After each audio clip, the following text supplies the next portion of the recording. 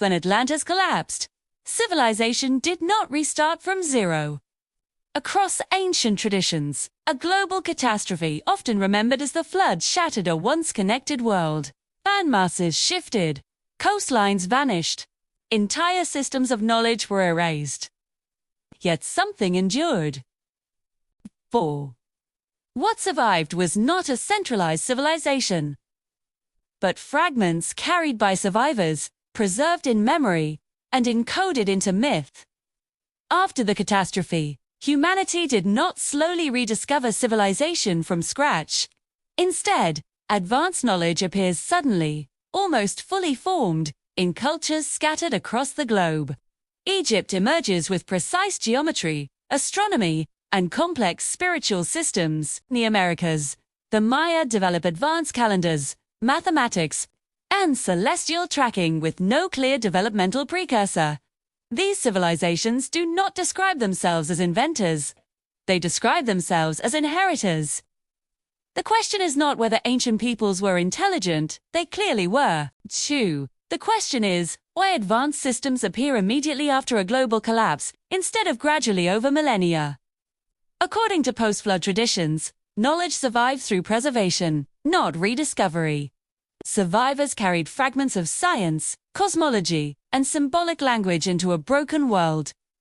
Over generations, those fragments crystallized into what we now call ancient civilizations. This explains a pattern seen across cultures, similar symbols, similar myths, and similar beings appearing in places that had no known contact.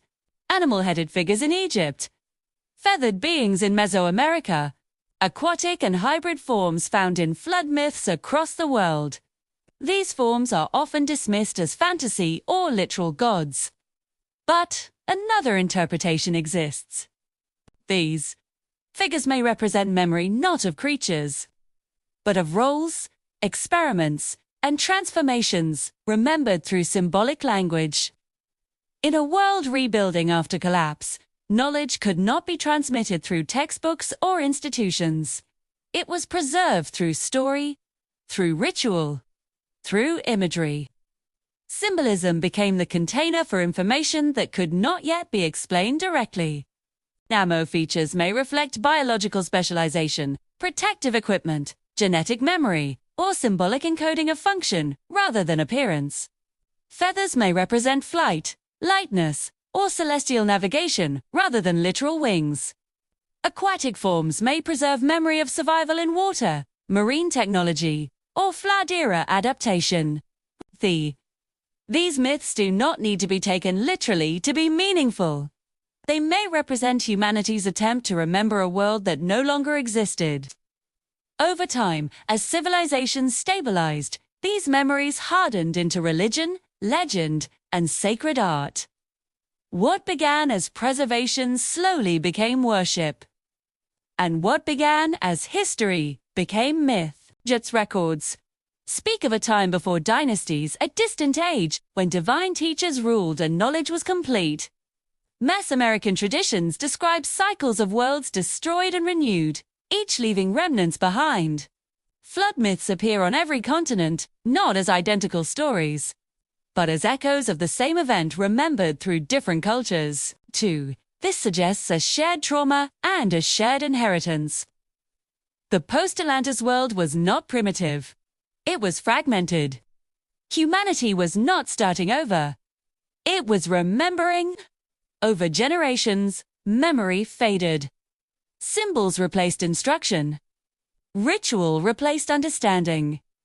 Eventually, even the memory of Atlantis itself dissolved, leaving behind only traces in stone, myth, and unexplained precision. This is why ancient knowledge often appears out of place. Too advanced, too sudden, too complete. Not because it was impossible, but because it belonged to a world before the collapse.